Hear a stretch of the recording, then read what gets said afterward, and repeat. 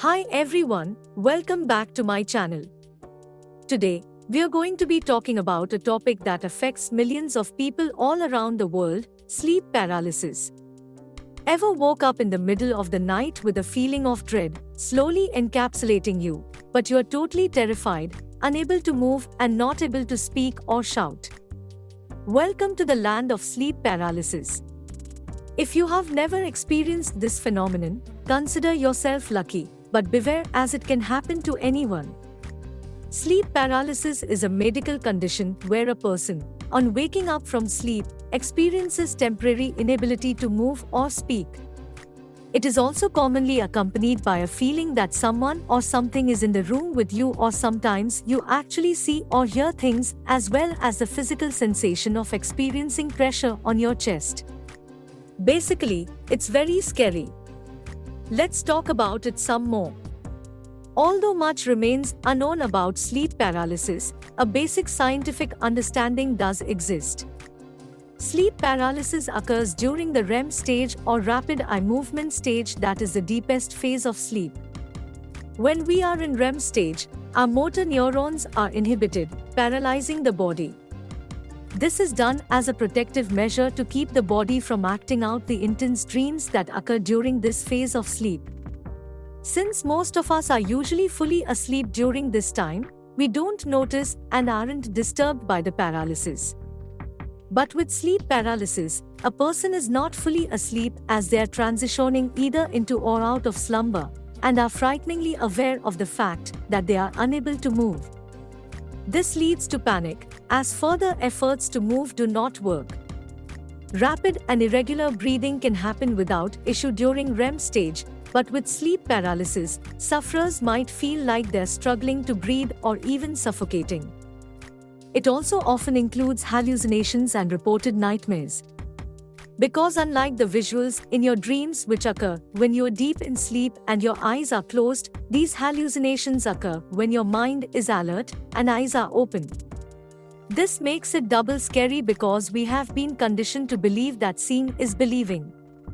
The added anxiety of not being able to move your body or scream for help also makes people super afraid of their surroundings. It's a completely natural occurrence and is definitely not a disease. Sleep paralysis can happen to anyone under the sun. In fact, several studies have shown that most people have at least one episode in their life, and they aren't even aware of it. The experience is always highly individualistic and differs from person to person. That being said, young adults and people with a history of mental illness are more prone to it. Researchers have been trying to explain this phenomenon for a very, very long time. So much so that Persian medical texts dating back to the 10th century have accounts of sleep paralysis. The first medical observation, however, was made by a Dutch physician in 1664. He believed that a 50-year-old woman was suffering from nightmare until the 19th century, after which it was termed as sleep palsy, and ultimately sleep paralysis. Research reveals that several conditions are linked to sleep paralysis. These include family history, stress and trauma, substance use, narcolepsy, non-restorative sleep, panic disorder, and sleep position, back sleeping.